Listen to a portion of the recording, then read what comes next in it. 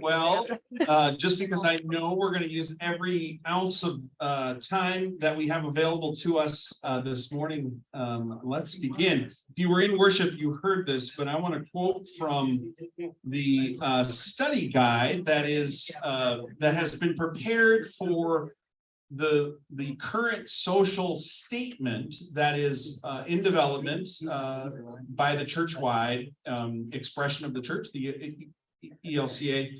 And what you have, for those, there's a few of you that already have in your hand a copy of a social message that was published in 2020. Just a distinction, a social message is prepared by the leaders of the church and not necessarily in consultation with the members of the membership, the body of the church. It is a collaborative process to develop a social message, but the social statements are the kind of the firmer, more doctrinal sort of stances of the church, which are developed with the laity as a very important part of that process. In 2020, the document that some of you have in your hand was published, and that is sort of the foundational work, I believe, that led to the calling for us to actually develop a social teaching on this particular arena of discipline, thinking about church and society. And we have some previous teachings that this builds upon as well, and both of these documents build upon. So right now, the phase that the ELCA is in, they've developed sort of some draft language for this social statement. And now they've prepared a study guide, and they're asking congregations to engage in some study work around that. And so that this little quote comes from that study guide. We are disciples of Jesus Christ who happen to live in a democracy, although God's people have lived under every kind of government. Whatever the type, followers of Christ have had to figure out how to serve God, our highest authority, within that society. Being civically engaged is vital for disciples because through government, many of the needs of our neighbors are met or ignored. I thought that was particularly interesting as we think about the work that we're called to do. So we are so lucky. We had plans to have Susan Martyn with us last fall, but unfortunately, with the death in her family, she had other priorities. Or he lived, not a death, a resurrection. He was struggling, very ill, very, very ill. Yeah, and it was your brother-in-law. Yes. So, Susan, blessedly, because we released you from your responsibility, I'm sure that's why it was such a positive outcome. Way to go, Prince of Peace. Needless to say, Susan is on the faculty at Mitchell Hamline Mitchell. I never get that quite right. Mitchell Hamline School of Law. But we sort of encountered Susan a number of years ago as she was transitioning, moving back from Ohio or to the Twin Cities. I don't know if it was back to the Twin Cities. Her late husband was an ELCA pastor, and so Susan's been integral in the life of the church throughout her life. And I don't need to share your story for you, but your particular witness to the church and thinking about how we in this society that we live in, certainly in this democracy as the document referenced, should be thinking about the role of church in society and what do we as faithful Christians have to offer in shaping the civil order around us and how we interact with government and all kinds of stuff. And so we are so grateful to have you with us this day. Please help me welcome Susan Martyn.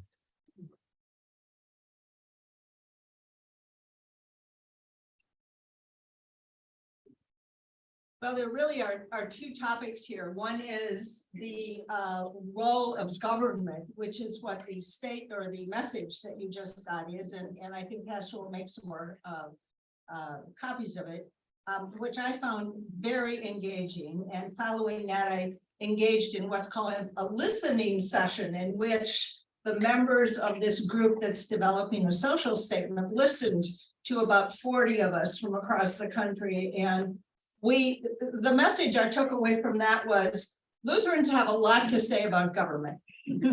And so that's sort of the underlying message here. But since I'm a lawyer, I was the law part of my law and gospel team with my husband. I'm going to talk about law today, and we may not get too much beyond that, but I'm happy to come back and talk more if you think that's useful to you. Initially, we tried to set up 2 sessions, and I'm sorry I messed everything up, but I think you did well without me, and I did very well. So I'm very happy about that. Okay. So let's talk about the rule of law. I've been a law professor for almost 50 years, and I just assumed the rule of law. I hardly ever talked about this in the courses I taught because I assumed it existed, and then I taught, well, here's what the law is, and here's why. When the pastor asked me to come and speak about this, I really started thinking about it, and I thought, well, maybe I should start with what is it? And how would I define it? And how do our branches of government relate to it? And how do we know when something is just or unjust as a law? So I'd like to try to engage you in some of those issues today. And we will get to the statement if you don't have a lot of questions, but I'm happy to answer legal questions. That's just fabulous. Okay. What's the purpose of the rule of law? Basically, governments gain legitimacy when they show to a citizenry that every citizen is subject to the rule of law. You know, we've had a lot of debate about that, and even in the last week, the question has come up once again: can the president or former president of the United States be indicted? Is that person subject to the rule of law? That's the first part of it. But it's also a protection against arbitrary exercise of massive government power by subordinating the government itself to a series of rules and definitions, which control the behavior of what we might call government servants or bureaucrats, or those who represent us in various places. So if the government can demonstrate that it's not acting arbitrarily and that no one is above the law, then we have the rule of law. And of course, we never have it perfectly because we live in a sinful world where nothing is perfect, but that's the goal. The original phrase, if we go back to the founding fathers, was the rule of law, not of men. And the idea was that, you know, it isn't the king or the prince or the Holy Roman Empire which determines arbitrarily who gets what, which is exactly what was happening in Luther's day. But it is the king or the ruler or the executive or whoever it is who is subject to the rule of law, like the rest of us. This has happened very gradually over a long period of time. Legally, it happened first with the criminal law. The King of England, many hundreds of years ago, said to the princes and those he wanted support from, well, listen, you guys are having all these disputes and you're shooting each other and you're doing really, it's really kind of arbitrary and capricious. Come to me and I will give you the king's justice, which meant that the king would hang someone if they shot somebody, or, and it would be public, and the king, that was the first. And then when that wasn't quite enough, the king said, oh, and I have another incentive for you. The second incentive is not only will I punish the person who did X, but I will grant you compensation if you were harmed. I will make that person pay. That's what we call accident law today, tort law, subject I taught for 40 years. So it was another incentive for the king to demonstrate legitimacy. Now, obviously, when we fast forward to the time of the founding fathers, they weren't happy. I mean, that was okay, but it wasn't good enough. And so they created a different kind of government, which recognized original sin by separating powers and by saying that we have to have these checks and balances. and no one's above the rule of law, because that will mean that we will reduce arbitrariness overall, we will prevent anarchy, we will have a stable government, and we'll have a government that truly serves the people. So go ahead. So is that because does the rule of law come from being a reflection of God's law? And is the purpose then to keep people from taking the law or justice into their own hands? Mhm. Yes, Luther would say there were two purposes of the law, and you're sending me way forward, but I'll answer the question. The first purpose of the law was completely secular, and that's what I'm going to talk a lot about today. But Luther said that is God's gift to us because it uses the force or coercion or incentives of the government to serve the people. It prevents arbitrariness. It prevents chaos. It prevents anarchy. And in his day, those were really important things. They are, as we can see in countries like Ukraine right now. I mean, it's a very important sort of fundamental thing to have security so you can build a world in which people can survive. So he made very clear that the secular law was God's gift. But the second purpose, and it was God's gift to all. And he wants us as Christians to engage in that world. And of course, it's hard for us to engage without our faith. However, he didn't believe in a theocracy, that is, that the Holy Roman Empire determines, right, what the law is and how it is adjudicated. So the second purpose of the law, he said, was just for people of faith. And that's all of us.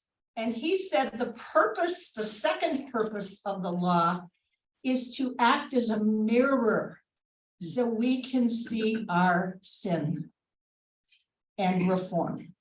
Now, that actually today in modern law is something that happens beyond those of faith, but it is something that he said was something that was reserved for people of faith.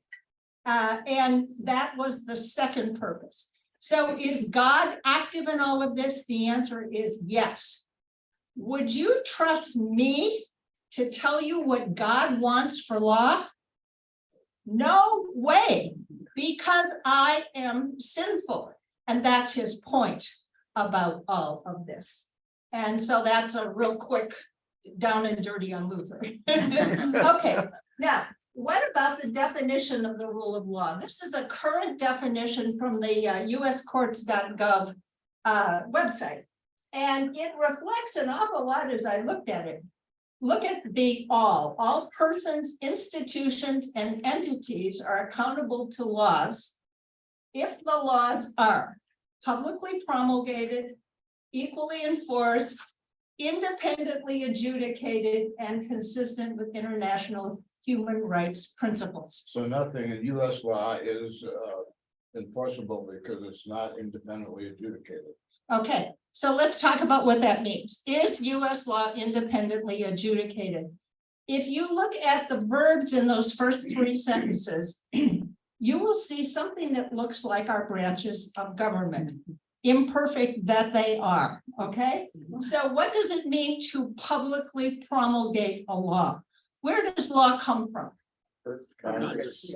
Congress, the legislative branch, and that is a public process, both at the state, the local, and the national level. What does it mean to equally enforce the law? Who does that? Yeah, the executive branch, which would be the governor in the state, and then the governor delegates power.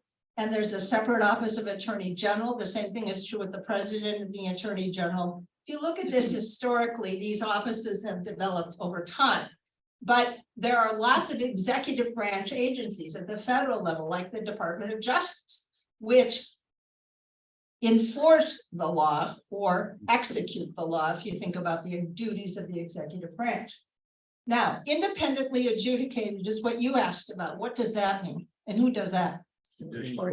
Yeah, that's the judicial branch. And there are some problems with our judicial branch. Because although it is a quasi-public process, I mean, you can go to any trial you want to. And with COVID-19, we've had more publicly available law, even at the appellate level, which I love. The Supreme Court is making some of its oral arguments available online now, and you can certainly listen to them. And it's way beyond time for all of that to happen. What does it mean? That's the adjudication part. But unlike the other two branches of government, where you can throw the bums out when you don't like what they're doing, the most judges have some term of office. Now, in most of the states, we elect judges, but obviously in the federal branch, we do not. And the theory behind that is that if someone is appointed for life to a position, they will be independent of special interests which fund their campaigns. Now, we all know that that's not exactly true, and that we have become much more divided as a society in terms of what counts in independent adjudication. So I have an example for you today of where law comes from and a recent Supreme Court case. So I can talk to you about independent adjudication, because I picked one that the court was split, and it was split along political lines, but I want to talk about what was really going on in that case. And I think you'll recognize it. Okay, so we have the legislative branch, which administers and passes statutes, and it creates administrative agencies. I want to say just a word about that. The Environmental Protection Act is my example, and that's what was at stake in this Supreme Court case I want to talk about. Why does Congress do that? This goes back over 100 years. When Congress first passed the Sherman Antitrust Act in 1890, they said, all restraints of trade are illegal. Well, what does such a general statement mean? It called on courts to say, what is a restraint of trade, right? And there was language in the statute about trusts and contracts and all kinds of, I mean, they just said, hey, it's all there. But then a few years later, they created the Federal Trade Commission to administer this rule, because as time goes on, business practices change and there could be new restraints of trade. And the Federal Trade Commission then passes administrative regulations, which are subject to public comment before they become final. So that's also true at the state level. There are all kinds of state administrative agencies which are created by legislation. And one of the things that happens here is, I think, political and practical, and that is, can you imagine if there had been a debate in 1890 or in 1970 when the EPA was, when the Clean Air Act was passed? We had air pollution, right? So what does Congress say in that statute? All air pollution is illegal? Seems unreasonable, right? Well, we're going to create the Environmental Protection Agency to do what? Regulate emissions, control air pollution. And when you do that, you're more likely to get agreement in Congress, because what you're saying is our policy is we want clean air. And the air was horribly polluted in 1970. This was a really big step for Congress to take. But obviously, you're going to challenge some people's profits when you do that. And when you do that, if you specified who those folks were in 1970, they're likely not to be the same people in 2021. And so, do you want this legislation to sort of evolve and apply as different things become polluting the air? Clean Water Act was the same thing. We now have different things that pollute the water than we did in 1970. And so in order to apply a law, which is rather general, and garnered huge support in the Congress. What you do is you can create an administrative agency to administer the law and to define it to stay up with new sources of pollution or new kinds of restraint of trade. And this happens at the state level as well. So administrative agencies largely from the legislative branch. What does the judicial branch do? It writes opinions. We call that the common law, the law we share in common. It's every bit as important as statutes. We're more aware of those because they're in the public realm more. You have to know how to read a case to do common law. And as I've said, with the Sherman Act, the Supreme Court very carefully, very soon had to define what's an illegal restraint of trade. Congress didn't do it. And so Congress said, we want to do something. So how do you decide what that means? And then, of course, the executive branch, as we know it, certainly on the federal level, can administer executive orders. The scope of that is subject to the Constitution and what it says. And the executive branch can create agencies like the Department of Justice, although I'm happy to tell you that Congress created the Department of Justice. And that can happen as well. So there are some agencies that are partly executive and partly legislative. And I thought, oh, maybe I should go get the list. Never mind. Way too much detail, but that's the general idea. So I want to talk about this case so you can see what I'm talking about with all these branches of government, what's going on. The case was called West Virginia versus the EPA. It was decided last June. The opinion was 6-3. The question was this. At the time the Clean Air Act was passed, there was very little mention except in very narrow scientific circles of what we now call greenhouse gases, and specifically of the way that carbon dioxide or CO2 was a source of air pollution, which in fact is changing our environment in what we call now global warming. Now, that isn't the traditional way you would think of air pollution. You would think of some sort of regulation of emissions, you know, so we don't want so much smoke in the air or so many of these particulates or whatever it was. And so what Congress did when it passed this law was say, okay, we will tell the Environmental Protection Agency it can control emissions at the source. And it has like two whole parts about how it can do that. That's fine. Then there's a third section in the law which says, and the Environmental Protection Agency has the power to regulate any other source of air pollution. That's that future-looking thing I was talking about a minute ago, where Congress is saying, we don't have any idea what might happen in the future, but this clean air deal is a good deal, and we want that to serve the public. So that's where we're going with it. Well, the question then became whether greenhouse gases, specifically carbon dioxide, could be regulated by the EPA, and not just whether it could be regulated, but whether the EPA could do it as part of a published plan in which it would move our country from less coal producing electricity to more natural gas and renewable producing energy. And so they created this, what they call this generation shifting system, where we would move generationally or slowly to a new system which would produce less carbon dioxide and make us more reliable on green sources of energy, including natural gas. Well, the court said, and all 9 members agreed, that the Clean Air Act did give the EPA authority to promulgate administrative regulations and set emissions limits. Nobody could argue with that. That was very, very clear. But they disagreed about the extent of the authority of the administrative agency. I want to talk first about the majority, and Justice Roberts wrote the majority opinion, but Justice Gorsuch, I think, really clarifies what's going on in this case from a point of view of a judge who has a point of view. And you'll see the same thing in the dissent. So I'm trying to be very equal here in terms of what we're talking about.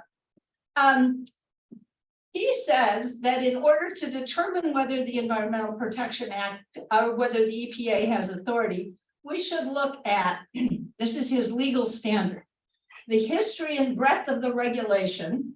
Well, the history is 1970, very broad, 3 sections that I've talked about, 2 on admissions, 1 on any other source, and its economic and political significance. Okay.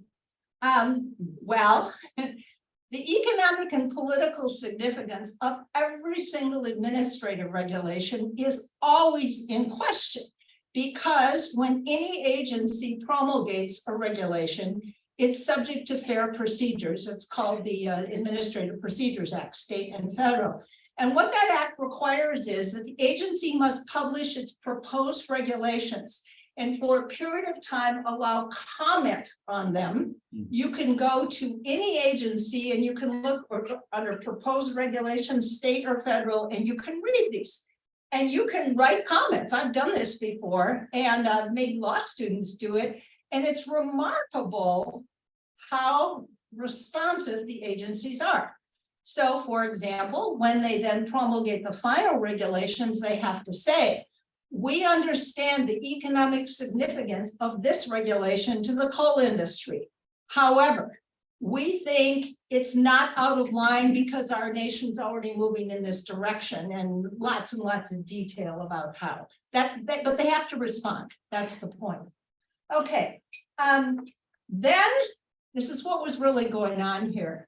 He said he had a couple paragraphs about the expansive growth of what he called administrative agencies. Look at the dates since 1970, when the Clean Air Act was passed. And he said that leads to powerful special interests which control the government. Well, who are these powerful special interests you suppose he's talking about? Regulators. Regulators, Okay. absolutely. He is worried about the supremacy of the administrative state, which was given this power by Congress, but he's worried that they're somehow going to act arbitrarily or not consider the full economic and political significance. He says it also leads to a loss of stability. With every new president, we get a new head of the EPA or the whatever it is, whatever the regulation is, and then we move back and forth. Okay, now Justice Kagan was writing the dissenting opinion for 3 justices, and she said, and she actually quoted the statute, which is interesting because Justice Gorsuch is an originalist and he didn't. Yeah, there are lots of ironies in this opinion. Justice Kagan said, here's what the language of Congress was in 1970. The Clean Air Act can allow the EPA to regulate any sources of any substance that cause or contribute significantly to air pollution. That's the central purpose. So does CO2 cause or contribute significantly to air pollution? That's the first question for her. And this is all part of their language, may reasonably be anticipated to endanger the public health and welfare. What's the purpose of this? Will it improve the public health and welfare? She said that includes carbon dioxide, because you know what? The Supreme Court decided a case called American Electric Power in 2011, in which they said, even though carbon dioxide was not mentioned in those specific emissions parts of the law, it is part of this third part, which she is quoting here, and therefore the EPA has the ability and should respond. She said it was a mandate to new sources of air pollution, including CO2, which is covered by this statute, according to the Supreme Court in 2011.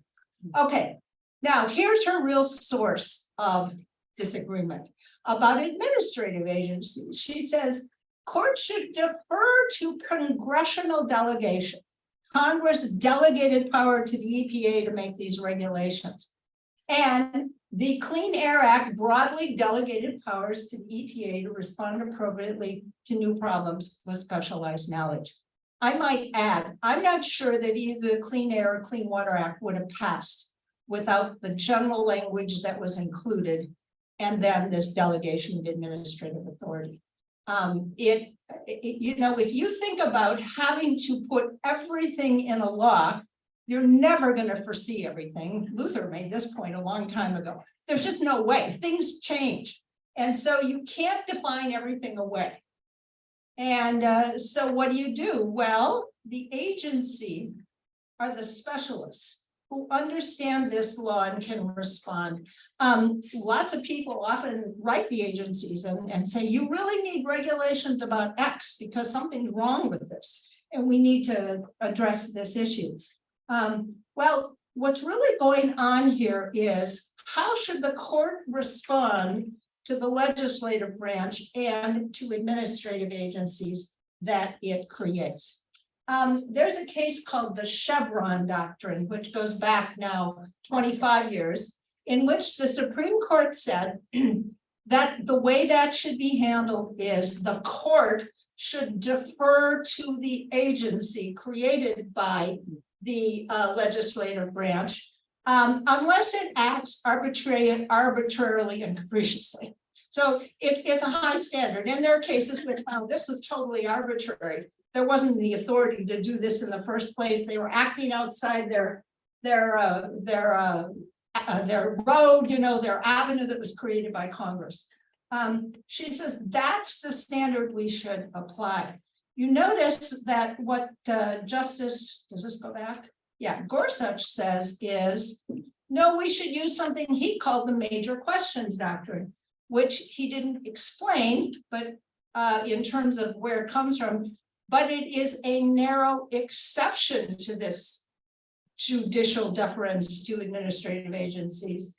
And he says, when the exception applies, the court gets to decide whether the history and breadth of the regulation and its economic and political significance apply. So the majority found, hey, this was way too onerous on the coal industry, can't do it. The dissenter said, no, not so. I'm happy to report, because I do care about clean air, that the agency responded by saying, well, you said in 2011 we could regulate CO2, and we're going to regulate more emissions from coal plants. And so they got the same result, but really in a less transparent way, because what they were trying to do with this regulation was show this growth over time. And that's what the majority said they could not do. Okay, now, this shows you something that those of us in legal education call, sometimes tongue-in-cheek, reasoned elaboration. Because courts do not meet and interact with the public, and many judges, certainly in the federal branch, are not elected. They have to be held accountable in some ways. So how do we hold them accountable? We make them write opinions. And the opinion says, here's how I vote, and here's why. And some of these dissenting opinions then are picked up later. Sometimes they're not. Sometimes I actually wrote an amicus, or a friend of the court brief once, not too long ago, in which I convinced Justice Alito to write a concurring opinion in my favor, which I was a little surprised at. It was a death penalty case. And it was Justice Alito's concurring opinion 2 years later that the court expanded on, as they thought about the matter a little bit more. So this is not perfect. And when we teach law students to read cases, you know, they're sort of like mystery stories. I mean, you start out with, well, somebody sued somebody for something, and then you have to try to unwind and figure out, well, who wins and why. And that's what the court does. It is messy. It is public. All of this is public, has been from the very founding of our republic. And that's one of the reasons we have lawyers, and maybe there are two. That's not the best system, but that's what we have. A commentator on this case said it was one of the three most significant in the last term of the court. And here's what he said. This issue of whether you should defer to an administrative agency, which I never taught administrative law. I thought, boy, that's boring. Why would I care about that? Well, here's what he said. In the next 2 years, this case and this idea of whether we have too big an administrative state or too powerful an administrative state will apply to the following regulations. President Biden's student loan forgiveness program. The issues already been raised in matters such as in the lower courts, the authority of the Nuclear Regulatory Commission to issue a license to a private facility to store radioactive waste. The authority of the Department of Agriculture to expand its definition of sexual discrimination to include sexual orientation and gender identity, and whether DACA, the Deferred Action Childhood Arrivals Program, is valid.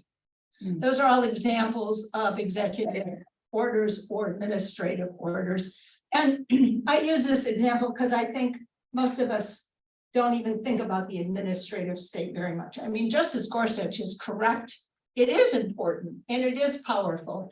And it has a specialized, these agencies have specialized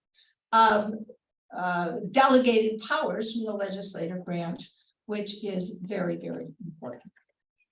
So that's my apology for reasoned adjudication. And it's not perfect. I'm the first to agree with it. If you go back to Luther's day, there was no reasoned adjudication. There were very few written opinions, if any. The prince would call in some advisor, sometimes Luther acted as an advisor to his prince. And the prince would say, I want to do X, do it. Or what should I do about Y? The prince who protected Luther most of his life used him as a mediator in local disputes. And in fact, Luther was involved in a dispute between two competing landowners just before he died. That was his last public act. So he did a lot of this. And one more word about this. One of the things courts can do that legislatures can't, and the executive branch can if it grants pardon for crimes, but not otherwise, is it can apply an unjust law justly. And we have called that equity in the law. In the 19th century, we actually had equity courts and courts of law, and that came from England, and now it's all merged into one.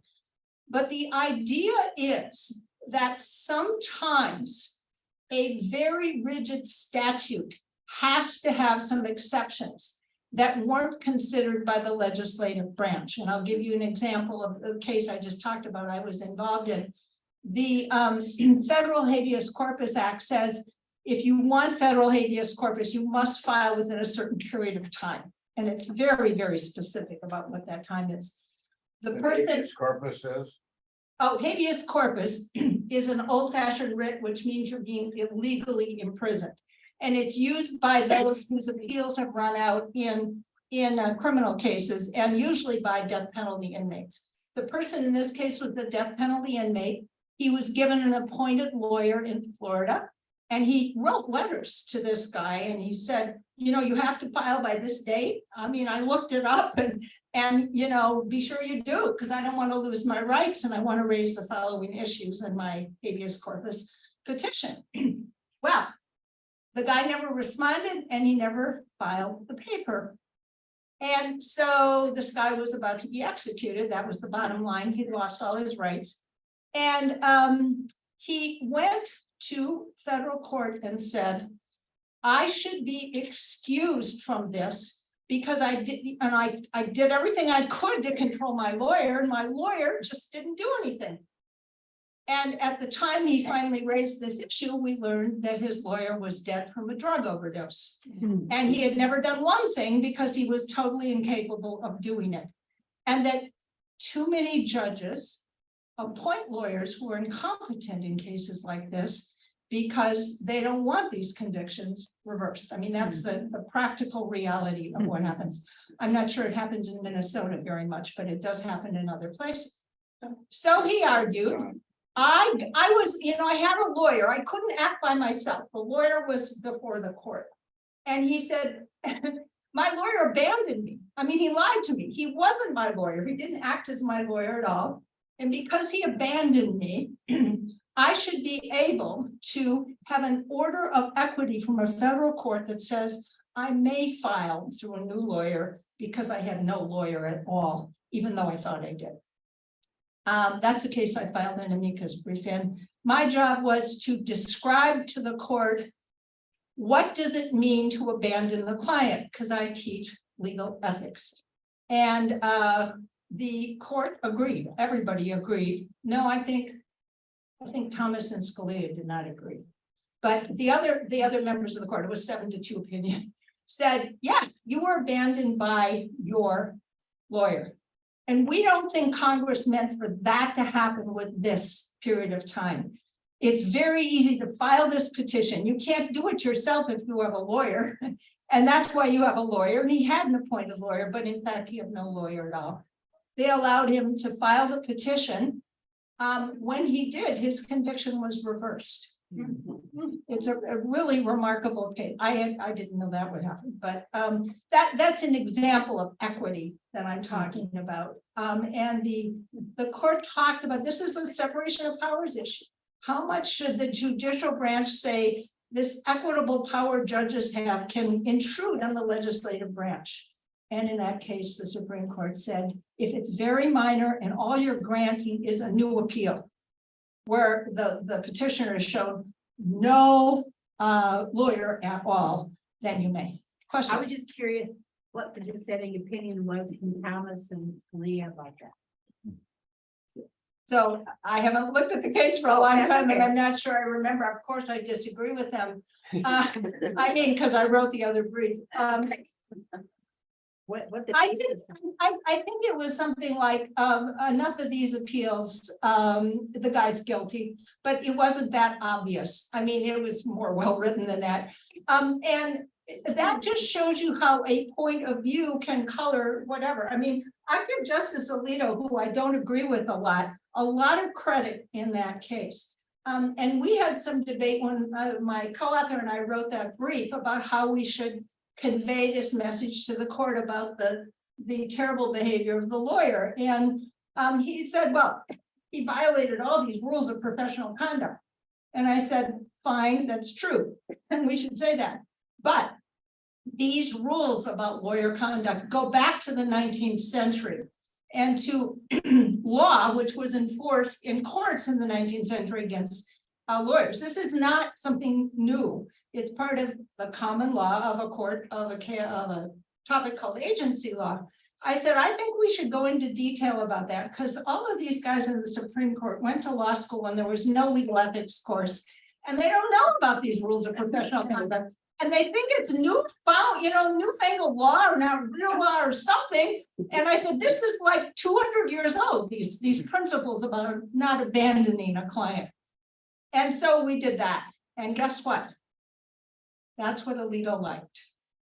He liked the 19th century firmly grounded legal principle of abandonment, which we found in the 19th century law. And I'm not, there are often many ways to argue a case. And I understand why judges may say, well, if it hasn't been around for a long time, it isn't really good law. And this is part of what we get with constitutional interpretation by the court as well.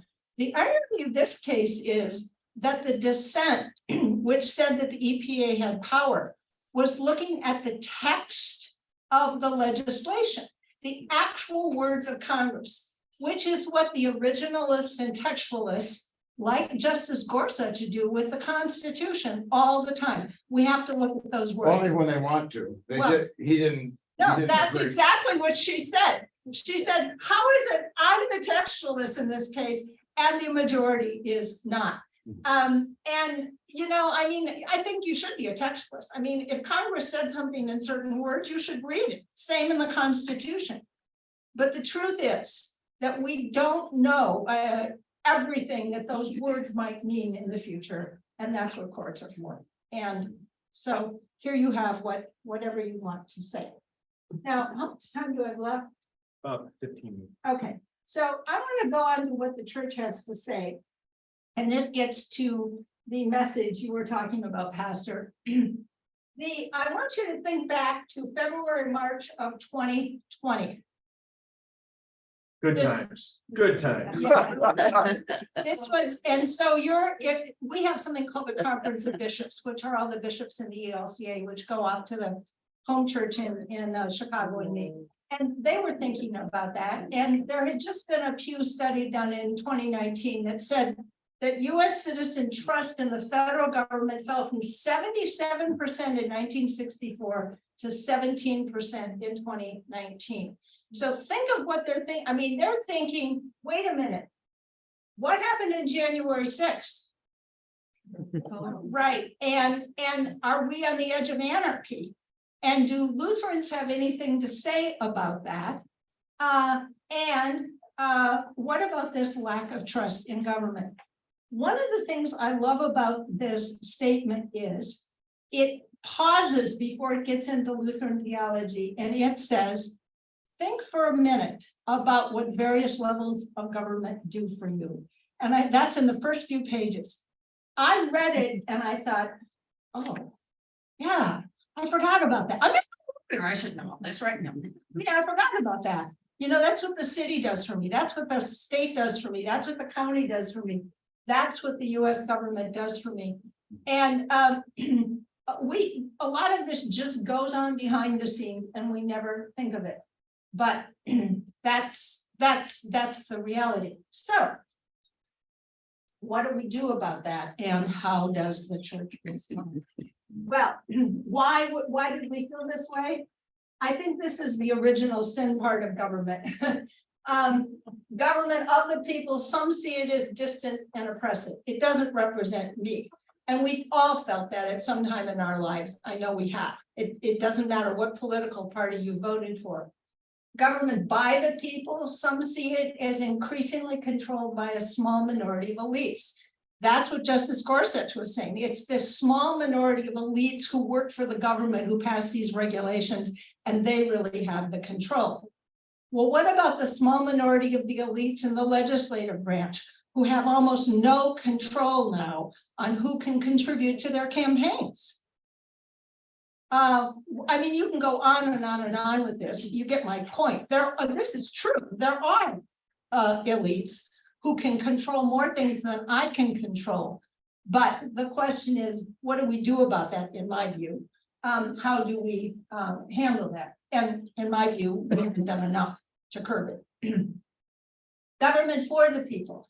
Some see the government as unjust and who benefits and who pays. You know, since about 1980, there has been a huge change in the division of wealth in this society.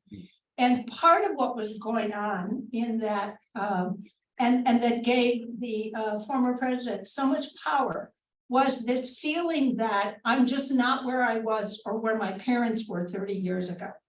And you know what? There's truth to that, because what has happened over a period of time from about 1980 until about, I would say, 2020, and it's still going on, is the elite who have a lot of money have become more powerful. More money is really cabined in the top, I don't know, what is it, 0.1% earn more than $400,000. I mean, it's a very small group of people who control a lot of money. And the number of people who are poor, although it has shifted over the time, they're poorer than they used to be. So that is in part where that sense of injustice comes from, I think, in terms of what the statement talks about. Now, what's the ELCA's response? Government is God's gift because government is intended to do what we can't do as individuals, what we can't do as families, as churches, as businesses, because on our own, we cannot protect and coordinate the well-being of individuals, communities, and creation. And of course, as our world has become more populated and more complex, that's more and more true. This is the church's statement. This is the church's statement on page 2. Why don't you get the church to say good government is God's gift? Because Yeah. we have a government now that is definitely not God's gift. Well, so they say, you move to the next slide, and they do say that. They say government, civil government, by the way, means everything I've talked about. It means criminal and civil law. But that's a term that Luther used. At all levels can be a force for good or evil, or most accurately, both in some combination. This is such a Lutheran doctrine, right? How do you say it in Latin? Simultaneous et peccator. That's right. Simultaneously saint and sinner. I can translate it, right? That's exactly what we are, right? Okay. So now, God rules all creation and wants to foster our human flourishing and our care. God's rule is experienced, and this was something that came up very early here, in two interconnected ways: faith and government. Both are necessary because of human sin. The rule of faith, God uses everything we're here about: scripture, prayer, sermons, worship, and human conscience to transform our relationship with God and thereby with each other. But God works through human activity in the secular realm. This is that first purpose of the law that I talked about when I answered this question before. In structures and institutions to foster the well-being of people and the created world. That is God's working. God does not create the world like a watchmaker and just say, bye, have fun. That's not what we believe our God does. Our God is active in human history, and it's active through very imperfect people like all of us, including those who are in our government. What does that mean? It means that persons of faith are free to participate. Luther would say, close to mandated to participate, encouraged for sure, in government and civil society as agents of God's purpose to promote flourishing in human lives and communities. Luther was really interesting about this. He said, if we as Christians, with our eyes on God, try to be part of a civil society, maybe it'll get better. But he also said, but we ought to listen to the secular people, because sometimes they have more experience or expertise than we do. And you know, all of that is God working in different ways. We ought not to think we always know what is best. We always have something to learn. Okay, now, Luther also talked about law. And he said there were two interconnected functions of law. One is the secular law to teach, encourage, demand, prevent harm, punish all persons, to promote justice by promoting human flourishing. This is often called the first use or function of secular law. And then the second one is this mirror I talked about before, that it's a mirror to persons of faith to reflect and evaluate and accuse our own bad behavior, or bring it to the surface to our conscious vision and to see ourselves as humans in the need of grace. Now, one of the nice things about this statement, and I hope this will be elaborated on, I haven't read the draft yet, you talked about, is how do we know when a law is just or unjust? We often have very serious conscience problems with many laws, or we think that the court didn't get it quite right, or that the legislature was too vague when it said we should do X, or whatever they did. The question first is the neighbor or the community being served? And that, of course, gets us to the second question, who is being served? Every law serves someone and often frauds another or harms another, depending on the nature of the law. The statement that the message says we should distinguish public service from private gain. If the purpose of someone in public service is to line their own pocket, they have the wrong motivation. They should really want to serve the public. And then we should have good faith discussions about whether and how to respond to a certain issue. We should examine law's purpose. Is it corrupt? Is it designed to harm? Voting restrictions is one example given in this message, which is obviously designed to hurt those it restricts from voting. And you might argue the whole society, or is it designed to serve? You might, I hope you agree that the Clean Air Act serves all of us and we're all healthier because of it. It's certainly imperfect, but that's an example. And then the statement says you should not only look at the content of the law and who it serves or doesn't serve, but what is the design of it? Because good laws can be badly administered. And this is one of Justice Gorsuch's concern, that administrative law badly administers some laws. Is it implemented without waste or hardship, or put another way, too much red tape? And we've all seen some of that in our lives as well. Now, I want to end with a little biblically speaking here to talk about the Lutheran view of the relationship between law and society. And I have 3 different quotes up here, and this is way not fair because I've cut off the quotes. I urge you to go read the whole part of it. Romans 12:2, do not be conformed to this world. That sounds like separatism. But if you read the rest of that, what is being discussed there is spirituality in our relationship with God is what should drive us into the world and not be conformed to it. But it doesn't mean that we have to separate ourselves out in order to be pure and holy. That's often misread. Secondly, Romans 13, be subject to the government authorities or the governing authorities. Well, that has been misread, and it was misread by the Lutheran Church in Nazi Germany to mean that all you do is cave. You listen to the authorities, you do what they want. And of course, Hitler sweetened the pot for the church because he told the pastors they wouldn't get paid unless they capitulated and, said Heil Hitler. And so that would be creating out of a secular society a theocracy. That would be everybody of a certain religious faith would say this secular authority is my God. And of course, I think you agree with me, that's not correct either. If you read the rest of Romans 13:1, you'll see it goes on to say, be subject to the lawful governing authorities. I don't think it uses that word, but it's much more nuanced than this little quote indicates. So then let's go on to Mark. Give to the emperor or the ruler the things that belong to the emperor, and to God the things that are God's. Remember the 2 sides of the coin, and he's trying to be tricked by some Pharisees about that. That's really where Lutherans are. These are interconnected realms.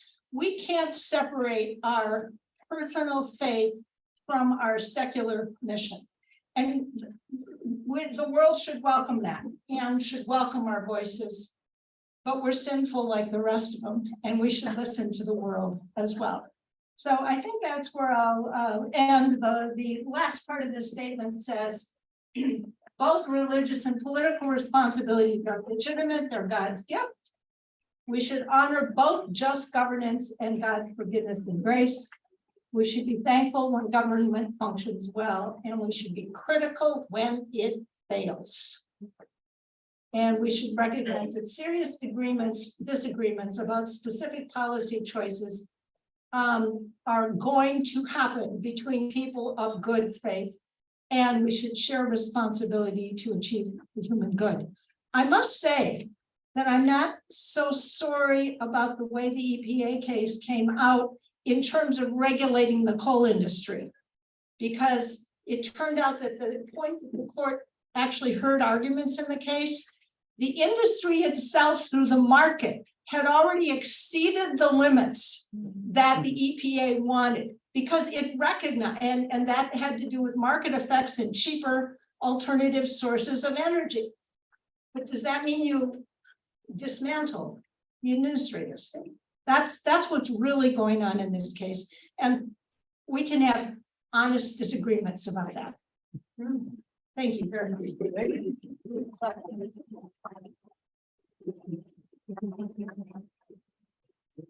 Well, Susan, thank you so much. I suspect that if you've got a question or two, you want to capture her before we head into worship, you're welcome to do that. Oh, okay. Good to be together with all of you this morning.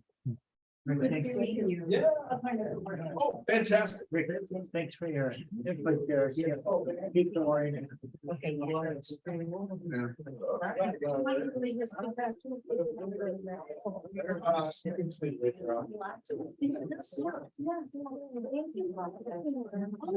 Yeah.